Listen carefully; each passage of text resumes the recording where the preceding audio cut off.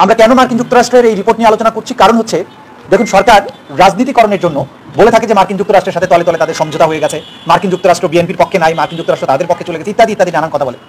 অথচ তাদের সেই মিত্র মার্কিন যুক্তরাষ্ট্র যে মানবাধিকার রিপোর্ট প্রকাশ করেছে বাংলাদেশের ব্যাপারে সেখানে মোটা দাগে বলেছে যে এখানে মানবাধিকারের লঙ্ঘনের ঘটনাগুলো ভয়াবহ রকমের। এখানে জোরপূর্বক অপহরণ, সিক্রেট ডিটেনশন, হত্যাকাণ্ড, মামলা, তারপরে জোরপূর্বক ধরে নিয়ে গিয়ে তাকে মিথ্যা মামলায় জড়ানো, সাংবাদিকদের উপরে নির্যাতন, এইসব ব্যাপারে তারা কথা বলেছেন। তিনি কি কোনোদিন বলতে পেরেছেন যে বাংলাদেশের ভোট চুরি করে এই যে 28 অক্টোবর মানুষগুলোকে হত্যা করেছেন, এরপরে এই যে 7 তারিখে নির্বাচন করে শেখ হাসিনা ভোট চুরি করে নির্বাচিত হয়েছেন, তিনি কি সেটা নিয়ে কোনোদিন প্রতিবাদ করতে পেরেছেন? আওয়ামী লীগের দুষ্ট চক্রের লোকদের প্রতিবাদ করতে পেরেছেন? পারেননি। তাকে যখন যেটা উপরস্থ মহল থেকে গোপনে শিখিয়ে দেওয়া হয় সেটা যদি আওয়ামী লীগের ফেভার হয় সেটাই তিনি শুধুমাত্র টকশোতে কিংবা তার কোনো লাইভে এসে বলেন। আমি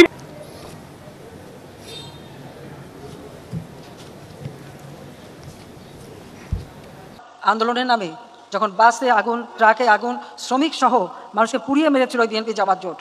ধর্ষণ করার পরে হত্যা করা হয়েছে একজন শিশু কিশোরীকে। আর এর বর্ণনা দিতে গিয়ে কান্নায় ভেঙে পড়লেন একজন র্যাব অফিসার। প্রিয় দর্শক, মূলত আজকে 4টি ভিডিও নিয়ে আপনাদের সম্মুখে হাজির হওয়া।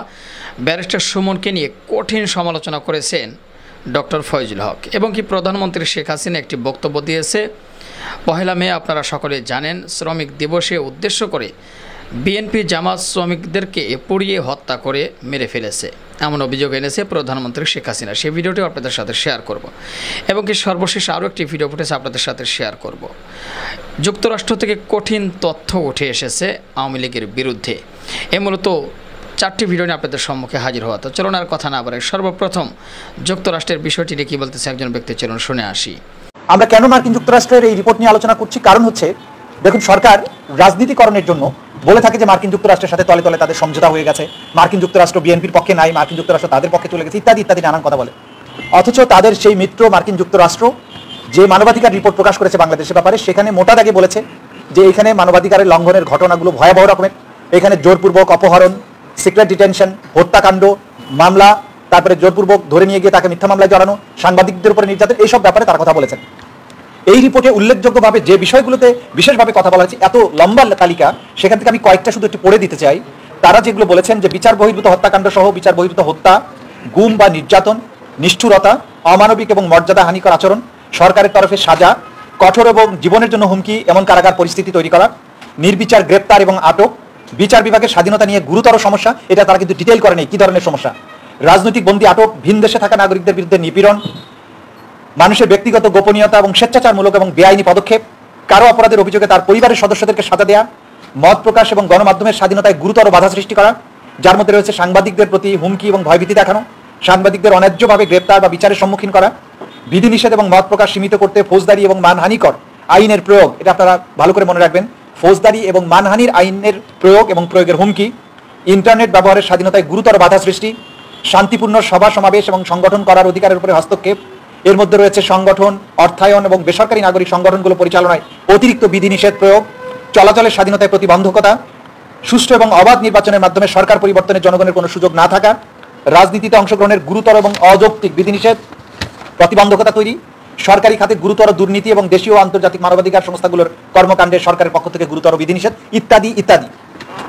দেখুন যে কয়েকটি কথা তারা বলেছেন তার মধ্য দিয়ে বাংলাদেশের একটা ভাবমূর্তি বা বাংলাদেশের মানবাধিকার পরিস্থিতির একটা স্টেটমেন্ট মোটা দাগে উঠে এসেছে।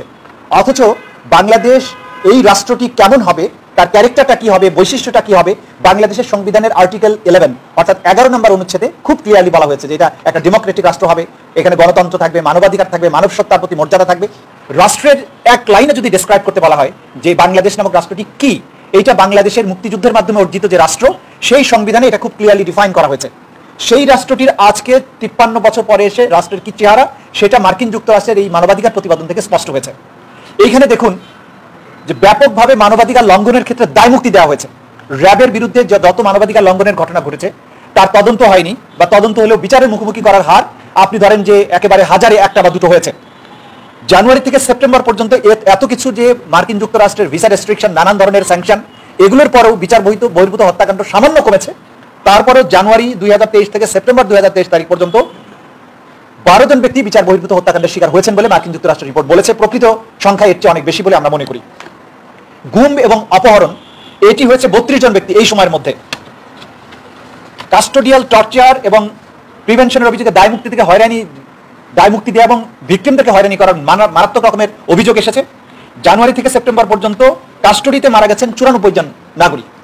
এই যে অবস্থা, আপনারা জানেন যে বিচার বিভাগের কথা বলা হয়েছে, যে বিচার বিভাগের ক্ষেত্রে আপনি বিচার বিভাগ তার যথাযথ ভূমিকা পালন না করা এবং কন্টেম্পট অফ কোর্টের যে পাওয়ার সেইটাকে ব্যবহার করা, মানহানির আইনের প্রয়োগ করার মাধ্যমে মানুষকে বিচার বঞ্চিত করার যে চেষ্টা, এই ব্যাপারে কিন্তু দেখেন আমাদের পক্ষে কথা বলাটাও জটিল। যখন আমরা আদালত ব্যবস্থা নিয়ে কথা বলবো, আমাদের সংবিধানে আদালত ব্যবস্থা ক্রিটিসিজম করার রাইট কিন্তু আছে। প্র্যাকটিক্যালি যেটা হচ্ছে যে এই ক্রিটিসিজম করাটা অত্যন্ত বিপজ্জনক একটা ব্যাপারে দাঁড়িয়েছে। আপনি যদি এমন কোনো মামলার বিষয় নিয়ে কথা বলেন যেটা নিয়ে যদি আদালতে কোনো অব্যবস্থা থাকে, আদালতে কোনো রায়ের ব্যাপারে কোনো যুক্তিসঙ্গত ক্রিটিসিজম থাকে, সেটাও কিন্তু করা যায় না, কারণ তখন বলে সুপ্রিম কোর্টে যান। আবার সুপ্রিম কোর্টে যখন রায় হয়ে যায় তখন আর কথা বলা যায় না। কিন্তু দুনিয়ার ইতিহাসে সুপ্রিম কোর্ট জাজমেন্ট দিলেও সেই জাজমেন্ট হয়তো সবার জন্য বাধ্যকর, কিন্তু সেটার যদি ক্রিটিসিজমের কোনো কিছু থাকে সেটা কিন্তু নাগরিক হিসাবে করার সুযোগ বা অধিকার মানুষের থাকে। কিন্তু বাংলাদেশের ক্ষেত্রে কিন্তু সেই সুযোগ আমরা পাচ্ছি না, কারণ সেটা করাটা বিপজ্জনক হয়ে যায়। প্রিয় দর্শক শ্রোতা, ভিডিওটি আপনারা দেখলেন, অবশ্যই আপনাদের মূল্যবান মতামত জানাবেন। দ্বিতীয় নম্বরে আমরা সেই ভিডিওটি এখন আপনাদের সাথে শেয়ার করব। অর্থাৎ একজন শিশু কিশোরকে ধর্ষণ করার পর হত্যা করা হয়েছে এবং সেই বিষয়টি নিয়ে যখন বর্ণনা দিতে যাচ্ছিল ব্রিফিংয়ে, কান্নায় ভেঙে পড়লেন একজন র্যাব অফিসার। চলুন প্রিয় দর্শক শ্রোতা, সেই র্যাব অফিসারের ভিডিওটি দেখে আসি। শিশু মেয়ে সন্তানকে নৃশংসভাবে ধর্ষণ এবং হত্যাকাণ্ডের ঘটনা ঘটে। হৃদয় বিদারক এই ঘটনাটি সামাজিক যোগাযোগ মাধ্যম এবং প্রিন্ট ইলেকট্রনিক মিডিয়াতে ব্যাপকভাবে প্রচারিত হয় এবং দেশব্যাপী আলোচনার সৃষ্টি করে। বিষয়টি আমাদের নজর আসার সাথে সাথেই আমরা এ বিষয়ে তদন্ত শুরু করি এবং অপরাধীকে দ্রুততার সাথে আমরা আইনের আওতায় নিয়ে আসার জন্য কাজ শুরু করি। এরই ধারাবাহিকতায় গতকাল রাত আনুমানিক 11টায় আমরা চাঁদপুরের শাহরাস্তি থানাধীন এলাকা থেকে আমরা অপরাধী যে অভিযুক্ত ধর্ষণ এবং হত্যাকাণ্ডের ঘটনায় মফিজুল ইসলাম প্রকাশ মফুকে আমরা গ্রেফতার করতে সক্ষম হই। প্রাথমিক জিজ্ঞাসাবাদে তিনি এই ধর্ষণ এবং হত্যাকাণ্ডের ঘটনার সাথে সম্পৃক্ত থাকার বিষয়ে আমাদের স্বীকার করেছেন এবং এই বিষয়ে বিস্তারিত জবানবন্দি দিয়েছেন। স্থানীয় সূত্রে জানা যায় ভিকটিমের পিতা সংযুক্ত আরব আমিরাত প্রবাসী এবং মাতা গৃহিণী এবং ভিকটিম শিশু মেয়েটি একটি স্থানীয় স্কুলেই ক্লাস 3-তে অধ্যয়নরত ছিল। এই গ্রীষ্মের তাপদাহে স্কুলের সময় সকাল 7টা থেকে 10টা পর্যন্ত ছিল এবং ওইদিন সকালে মেয়েটি স্কুলে যায়। সকালে 11টা বেজে যাওয়ার পরেও যখন সন্তান বাসায় ফেরেনি তখন মা চিন্তিত হয়ে পড়ে এবং মেয়ের খোঁজে বের হয়ে যায়। রাস্তায় কোথাও না পেয়ে মা সন্তানের খোঁজে স্কুলে চলে যায় এবং শিক্ষকদের জিজ্ঞাসাবাদে তিনি জানেন তার মেয়ে চলে গিয়েছে 10টার পরেই।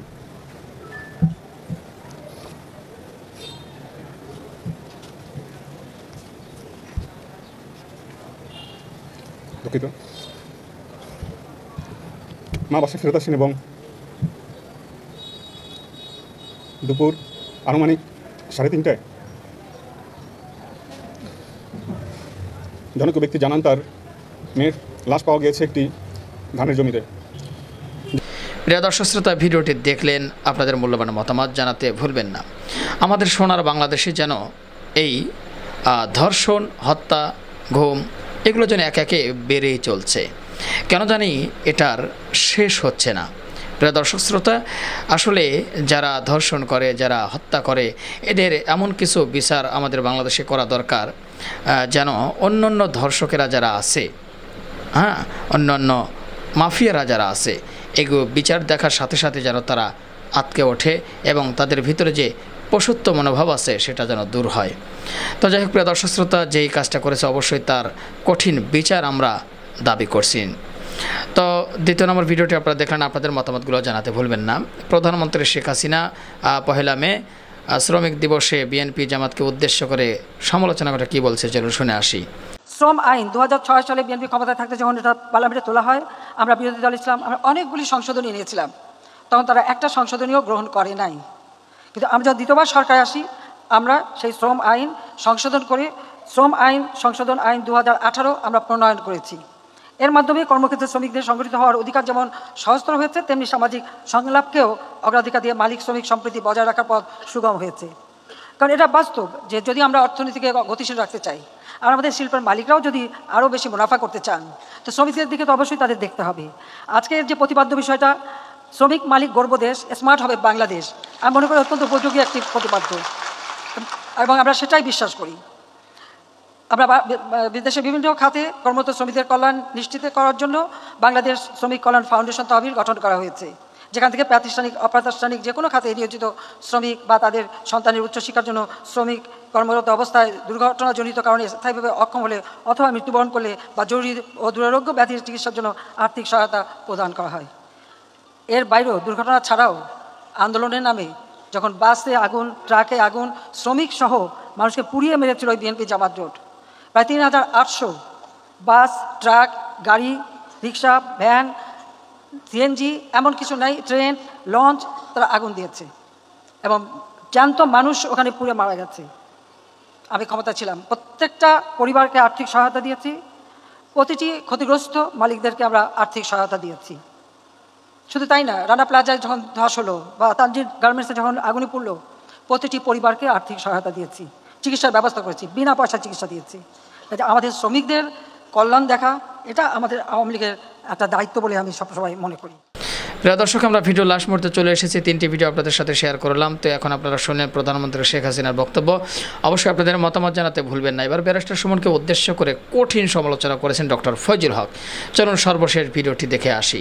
তিনি কি কোনোদিন বলতে পেরেছেন যে বাংলাদেশের ভোট চুরি করে এই যে 28 অক্টোবর মানুষগুলোকে হত্যা করেছেন, এরপরে এই যে 7 তারিখে নির্বাচন করে শেখ হাসিনা ভোট চুরি করে নির্বাচিত হয়েছেন, তিনি কি সেটা নিয়ে কোনোদিন প্রতিবাদ করতে পেরেছেন? আওয়ামী লীগের দুষ্ট চক্রের লোকদের প্রতিবাদ করতে পেরেছেন? পারেননি। তাকে যখন যেটা উপরস্থ মহল থেকে গোপনে শিখিয়ে দেওয়া হয়, সেটা যদি আওয়ামী লীগের ফেভার হয়, সেটাই তিনি শুধুমাত্র টকশোতে কিংবা তার কোনো লাইভে এসে বলেন। আমি মনে করি হিরো আলম আর এই ব্যারিস্টার সুমন, এই দুইজনের মধ্যে কোনো পার্থক্য নাই। একজন শিক্ষিত, তিনি এমপি হয়েছেন, আর একজন অর্ধশিক্ষিত, তিনি নির্বাচন করে সেখানে হেরেছেন। এই পার্থক্য কিন্তু এই দুজন ব্যক্তি আওয়ামী লীগের ছিষ্ট দালাল। আওয়ামী লীগের আমলেই তাদের উত্থান হয়েছে। এই হিরো আলম আর ব্যারিস্টার সুমন একই পালার, একই লঞ্চের, একই জায়গার যাত্রী, তাদের মধ্যে কোনো পার্থক্য নাই। কারণ রাজনীতিকে কলুষিত করার জন্য শেখ হাসিনা এদেরকে পেলে পুষে রাখছেন। আমি যে কারণে বলছিলাম যে আমাদের বাংলাদেশে পুলিশদের যে আজকের ক্ষমতার অতিরিক্ত অপব্যবহার, এর একটা উদাহরণ আপনাকে দেই। একসঙ্গে 20 জনকে ক্ষমা করা হয়েছে। আপনার 2006 সালে 21 জনের বিরুদ্ধে ফাঁসির রায় দেওয়া হয়েছিল। সেই ফাঁসির রায়প্রাপ্ত 20 জনকে 2010 সালে তৎকালীন রাষ্ট্রপতি জিল্লুর রহমান 20 জনকে ক্ষমা করে দেন। এটা কার কারণে করেছেন? নাটোরে 2004 সালে তৎকালীন সরকারের, মানে বিএনপি সরকারের ভূমি উপমন্ত্রী রুহুল কুদ্দুস তালুকদার দুলুর ভাতিজা যুবদল নেতা সাব্বির আহমেদ গামাকে হত্যা করা হয়। এই হত্যার যারা যারা আসামি ছিলেন 21 জনের মধ্যে একজন পলাতক ছিলেন। 20 জনকে ফাঁসির কাষ্ঠের মানে ঘোষণা করা হয়। সেই 20 জনকে রাষ্ট্রপতি জিল্লুর রহমান সাহেব সাধারণ ক্ষমা ঘোষণা করেছিলেন এই বাংলাদেশে। তাহলে যখন এই ক্ষমাগুলো আসে, যে আমি আরো লম্বা করতে গেলে অনেকগুলো উদাহরণ দিলে আওয়ামী লীগের আমলে আপনি সার্চ দিলে পাবেন, এরকম করে শত শত মানুষকে তারা মুক্তি দিয়ে দিচ্ছে। তো এই আমলে আপনার একজন ফাঁসির আসামি মুক্তি পেয়ে যায়, এই আমলে একজন চুরি করলে, ডাকাতি করলে, ধর্ষণ করলে সে মুক্তি পেয়ে যায়। সেই আমলে পুলিশ আপনার একজন এমপির মানে প্রার্থীর সাথে যাবে, সেটা আপনি কোনোভাবেই এটা আপনি অবিশ্বাস করতে পারেন না। সেটা যাওয়াটাই স্বাভাবিক। এবং এই যাওয়ার পরেও আপনি খুব একটা এটা নিয়ে যে আলোচনা সমালোচনা হওয়ার কিছুই নাই। কারণ বাংলাদেশের যেই সরকারের অধীনে নির্বাচন ব্যবস্থাটাই সম্পূর্ণ ধ্বংস হয়ে গিয়েছে। যেই সরকার নির্বাচনই ধ্বংস করে দিয়েছে, তার নির্বাচন নিয়ে, তার উপনির্বাচন নিয়ে, তার উপজেলা নিয়ে আসলে তো আলোচনা করার মতোই কিছু নাই। নিজেরা নিজেরা হাডুডু খেলছে। সেই হাডুডুর মধ্যে প্রার্থীও তারা, প্রার্থীর সাথে যাচ্ছে তিনিও আওয়ামী লীগ, আওয়ামী লীগের মনোনীতই আপনার পুলিশ অফিসার। আবার যারা এইটার উপরে রিপোর্ট করবে সাংবাদিক, ও সাংবাদিকও আওয়ামী লীগের মানে সাংবাদিক। আবার এটা নিয়ে যদি কোনো কিছু ঘটেও সেটাও দেখবেন আওয়ামী লীগের। মানে এক বাক্যে সবকিছু তাদেরকে নিয়েই হচ্ছে। আমি একটা বিষয় একটু অপ্রাসঙ্গিক, আপনার আজকে আলোচনায় ছিল না, কিন্তু আমি দেখলাম মাহমুদুর রহমান ভাই এটা উল্লেখ করেছেন, যে এই যে দেখেন একজন রাজনীতিবিদ, দেশে যখন রাজনীতি ধ্বংস হয়ে যায়, তখনই অরাজনৈতিক ব্যক্তিদের আগাছা, যেমন আপনার একটা বনে জঙ্গলে কোনো কিছু চাষাবাদ না করলে জন্মগ্রহণ করে, ঠিক রাজনৈতিক অস্থিরতা থাকলে, রাজনীতিবিদরা জেলে থাকলে, রাজনীতিবিদরা রাজনীতি করার সুযোগ না পেলে, সেখানে কিন্তু এ ধরনের কিছু অরাজনৈতিক ব্যক্তিরা হঠাৎ করে বাংলাদেশের পূর্ণাঙ্গ দেশটারই নেতৃত্ব দিতে চায়। যেটা প্রসঙ্গক্রমে মাহমুদ ভাই বলেছেন যে ব্যারিস্টার সুমন সাহেব একজন সজ্জন ব্যক্তি, তার যদি ব্যক্তিগত কোনো কাজ থাকে, ভালো কোনো উদ্যোগ থাকে, তিনি যদি আওয়ামী লীগ করে, আমার এ নিয়ে কোনো আপত্তি নেই। কিন্তু দেখেন যে স্পর্ধাটা কোথায় গিয়ে বেরিয়ে চলেছে। যে লোক আজকের এমপি হয়েছে মাত্র 2-3 মাস, এই 3 মাসের মধ্যে তিনি বলছেন যে শেখ হাসিনার কাছে, যে আজকে যদি শেখ হাসিনা দায়িত্ব দেয় বিএনপি, তাকে যদি অনুমতি দেয়, তাহলে বিএনপির তিনি নেতৃত্ব দিবেন, তথা উনি মহাসচিব হবেন, উনি প্রধান হবেন। এমনকি উনি জননেতা জনাব তারেক রহমানকে কটূক্তি করে যে বক্তব্য দিয়েছেন, আমি তার তীব্র নিন্দা আজকের আপনার এই লাইভের মধ্যে থেকে দিতে চাই। কারণ এই রাজনীতিটা এ কারণেই হিরো আলমদের উৎপত্তি হয়েছে, এ কারণেই এই ব্যারিস্টার সুমনদের উৎপত্তি হয়েছে। আজকে রাজনীতিবিদ তো নাই, এখন যা ইচ্ছা তাই করছে। আজকে গতকালকে দেখলাম একজন কি জানি তার সুমনের, যদিও আমি এই বিষয়টা নিয়ে আজকে কথা বলতে চাচ্ছি না, তারপরে উনি আসলে কেন বিএনপির দায়িত্ব নিতে চাইলো, মানে উনি চ্যানেল আইয়ের একটা অবস্থায়, হ্যাঁ, কিন্তু এই যে চাওয়ার বিষয়টা, এর পিছনে কারণ কি? মানে বিএনপির নেতৃত্বকে কি তিনি চ্যালেঞ্জ করছেন যে বিএনপি আসলে পাচ্ছে না, সে কারণে আমি যদি প্রধানমন্ত্রী চাই, আমি প্রয়োজনে বিএনপি নেতৃত্ব। সুমন সাহেব কি জানে যে কত ধানে কত চাল? রাজনীতিবিদ হিসাবে আপনি আওয়ামী লীগের 14 বছর 17 বছরে পুলিশ প্রোটেকশন পেয়ে আপনি সভা করতে পারবেন, খেলাধুলা করতে পারবেন, মিছিল করতে পারবেন, এই সময়ে গজে ওঠা রাজনীতিবিদ আর যারা মাঠে ময়দানে আন্দোলন করে রাজনীতি করছে তা তো এক নয়। সুমন সাহেবকে আমি চ্যালেঞ্জ দিয়ে বলি, আপনি সরকার পরিবর্তনের পরে বাংলাদেশে আপনি পারলে, আপনার যদি শক্তি থাকে, আপনি সেখান থেকে উঠে এসে পারলে জনগণের রাজনীতিবিদ হিসাবে রাজনীতি প্রতিষ্ঠা করে আপনি বিএনপি কেন তার চেয়ে বড় দল প্রতিষ্ঠা করে আপনি নেতৃত্ব দেন। উনি বলতে চাচ্ছে যে বেনজির আহমেদের বিরুদ্ধে উনি যেহেতু কথা বলেছে, উনি বুঝাতে চাচ্ছে যে আমি যে কথাটা বলেছি এই কথাটা অন্য কেউ আর বলতে পারছে না, তার মানে এদেশে বিরোধী দল বলতে আর কেউ নাই, বিরোধী দল মানে উনি এখন এই কথা বলছে। কার প্রতি উত্তরে বলছে? বলছে একজন চ্যানেল আইয়ের উপস্থাপিকা, সেই সময় মানে উপস্থাপনার মধ্যে দিয়ে একটা অনুষ্ঠান, সেখানে তিনি বলছেন। কিন্তু এটাই তো একটা কত বড় ধৃষ্টতা, ওনার কি চোখে পড়ে না? একজন লয়ার হিসেবে আপনি যখন নিজেকে পরিচয় দিচ্ছেন, আপনার চোখের সামনে পড়ে না যে আমার বিএনপি বুঝতে পারছেন যে বিএনপি আসলে সঠিক নেতৃত্ব দিতে পারছে না, বিরোধী দল হিসেবে শক্ত ভূমিকা রাখতে পারছে না, সে কারণে তিনি আসলে বিএনপি নেতৃত্ব নিতে চাচ্ছেন। কি বলেন সাগর ভাই, কি বলেন আপনি সাগর ভাই? আপনার একই দেশে আপনাকে মানে একেবারে হৃষ্টপুষ্ট খাওয়া দাওয়া করে, আপনাকে চা পানি সবকিছুর ব্যবস্থা করে দিয়ে বসবাস উপযোগী করে রাজনৈতিক ময়দানে আপনাকে উঠিয়ে দিচ্ছে, অন্যদিকে সমগ্র বাংলাদেশের মানুষগুলোকে গুলি করে হত্যা করে নির্যাতন করে রাজনীতি করতে দিচ্ছে না। আপনাদের চোখে পাচ্ছে না? ব্যারিস্টার সুমনের চোখে পাচ্ছে না? কিসের সফল? এগুলো হচ্ছে আজকের বাংলাদেশের আওয়ামী লীগের সৃষ্ট কিছু উচ্ছিষ্ট দালাল। এরা কিসের সফলতা বলছেন আপনি? দেশনেত্রী বেগম খালেদা জিয়া রাজপথে আন্দোলন করেছে, তারেক রহমান আন্দোলন করেছে, তারা নেতৃত্ব দিচ্ছে, শহীদ রাষ্ট্রপতি জিয়া রহমান স্বাধীনতার ঘোষণা দিয়েছে, সেই ব্যক্তিরা তারা বাংলাদেশের নেতৃত্ব দিতে পারছে না, তারা নেতৃত্বে ব্যর্থ হচ্ছে, আর সুমন সাকসেস হচ্ছে। আজকে গুলি করে হত্যা করা হচ্ছে, আজকে খালেদা জিয়াকে বিচার ছাড়া আজকে অবৈধভাবে তাকে আজকে অন্যায়ভাবে তাকে জেলের মধ্যে বন্দী করা হচ্ছে, তাকে আজকে চিকিৎসা দিতে দেওয়া হচ্ছে না। এদের চোখে কি কোনো আজকে ছাতা পড়েছে? এরা আজকে বিভিন্ন জায়গায় যখন লাইভ করে, টকশো করে, এটা তো সরকারি প্রোটেকশনে আপনি করছেন, কিন্তু আপনি এদেশের বিরোধী মতের মানুষের উপরে যে জুলুম হচ্ছে, 25-50 হাজার মানুষ যে জেলের মধ্যে বন্দী, কোনোদিন যদি সুমন সাহেব মুখ ফুলিয়ে তাদের জামিন চাইতেন, তিনি সত্যবাদী রাজনীতিবিদ হিসাবে নিজেকে দাবি করতে পারতেন। তিনি কি কোনোদিন বলতে পেরেছেন যে বাংলাদেশের ভোট চুরি করে এই যে 28 অক্টোবর মানুষগুলোকে হত্যা করেছেন, এরপরে এই যে 7 তারিখে নির্বাচন করে শেখ হাসিনা ভোট চুরি করে নির্বাচিত হয়েছেন, তিনি কি সেটা নিয়ে কোনোদিন প্রতিবাদ করতে পেরেছেন? আওয়ামী লীগের দুষ্ট চক্রের লোকদের প্রতিবাদ করতে পেরেছেন? পারেননি। তাকে যখন যেটা উপরস্থ মহল থেকে গোপনে শিখিয়ে দেওয়া হয়, সেটা যদি আওয়ামী লীগের এবার হয়, সেটাই তিনি শুধুমাত্র টকশোতে কিংবা তার কোনো লাইভে এসে বলেন। কিন্তু ব্যক্তি সুমন তার নিজস্ব চিন্তা চেতনায়, রাষ্ট্রীয় চিন্তা চেতনায় তার কোনো বক্তব্য নেই। এগুলো আওয়ামী লীগের ছিষ্ট দালাল, এবং এই উচ্ছিষ্টমুখী দালালগুলো শুধুমাত্র আওয়ামী লীগের এই অপরাজনীতির কারণে রাজনীতিতে স্থান করে নিতে পেরেছে। আপনি কি জামাতের সাথে নির্বাচন করেছেন?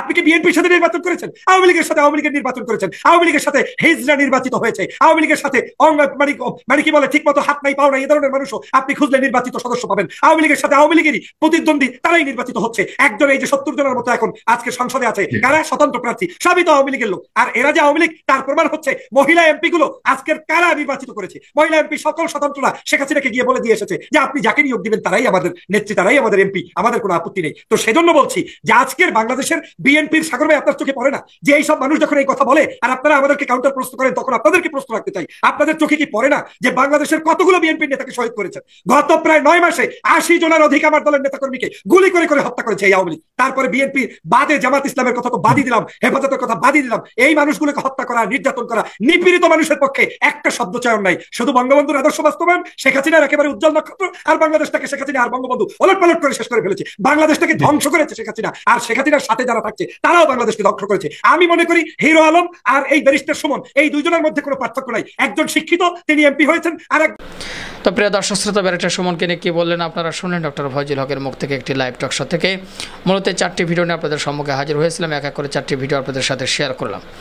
আশা করি সম্পূর্ণ ভিডিওটি আপনারা দেখেছেন এবং সকলের কথাগুলো মনোযোগ সহকারে শুনেছেন। তো অবশ্যই আপনাদের মূল্যবান মতামত জানাতে ভুলবেন না, পারলে ভিডিওটি শেয়ার করে সবাই দেখার সুযোগ করে দেবেন। আর আমাদের এই চ্যানেল এখন পর্যন্ত যারা সাবস্ক্রাইব করেনি, প্রতিনিয়ত এই ধরনের সকল প্রকার নিত্য নতুন আপডেটগুলো পেতে আমাদের চ্যানেলটি সাবস্ক্রাইব করে আমাদের সাথে থাকবেন। আর যারা সাবস্ক্রাইব করেছেন তাদেরকে অসংখ্য ধন্যবাদ জানিয়ে ভিডিওটি এখানে শেষ করছি। আবারও দেখা হবে, কথা হবে নতুন কোনো টপিক, নতুন কোনো ভিডিও নিয়ে। ভালো থাকবেন সবাই, আল্লাহ হাফেজ।